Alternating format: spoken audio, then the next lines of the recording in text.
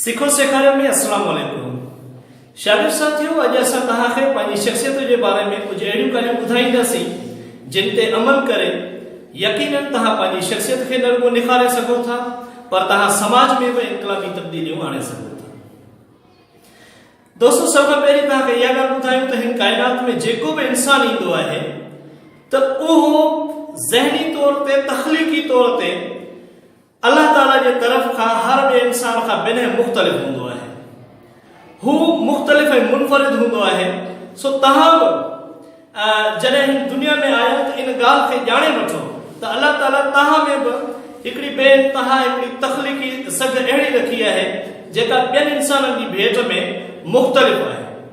तव्हांखे इहा ॻाल्हि ॿुधाईंदा हलूं त इहा ॻाल्हि ज़हन में रखो त इंसान खे अल्लाह ताला जेके भी शयूं तख़लीक़ी तौर ते ज़हनी तौर ते ॾिए थो उन्हनि जी एक्सपायरी डेट मौत जो ॾींहुं आहे। यानी जॾहिं असां वटि सभु कुझु उहो एसि ताईं रहंदो जेसि ताईं असां हिन दुनिया में रहंदासीं।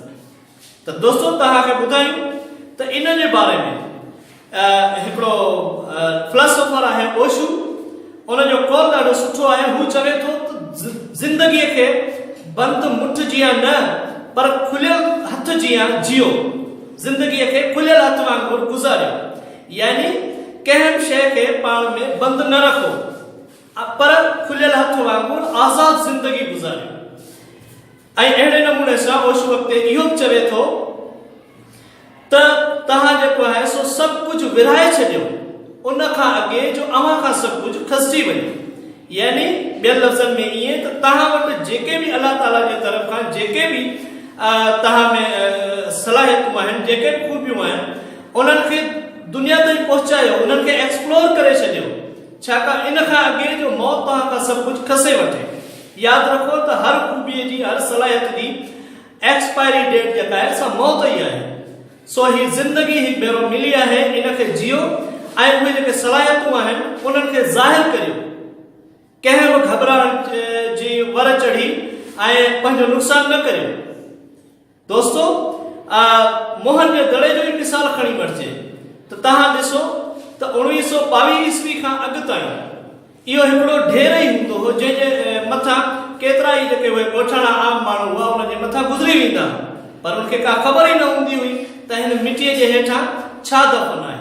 पर पोइ हिकिड़ी ॾिसण वारी अख जेका सर जान मार्शल वटि हुई त तव्हां ॾिसो त उन हिन मिटीअ खे दरियाफ़्त कयो ऐं उनखे डिस्कवर कयो त अॼु असां पूरी दुनिया में मोहन जे दड़े ते नाज़ था करियूं जो उन मिटीअ मां एॾो शानदार असांजो माज़ी निकिरी निर्वार थियो।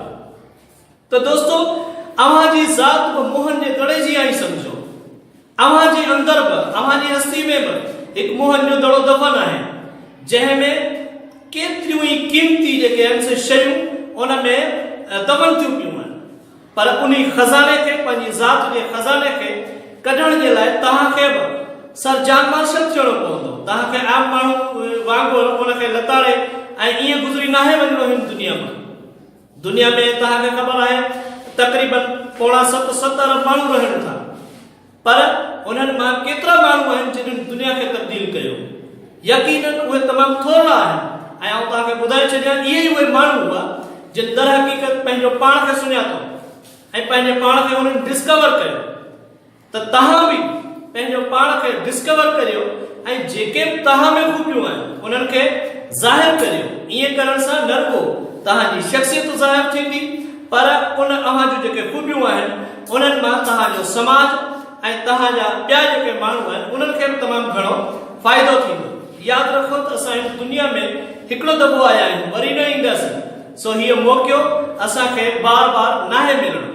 सो ओशू जी ॻाल्हि खे ज़हन में रखो त सभु कुझु विरहाए छॾियो उन खां अॻे जो मौत तव्हां खां सभु कुझु खसे वठे।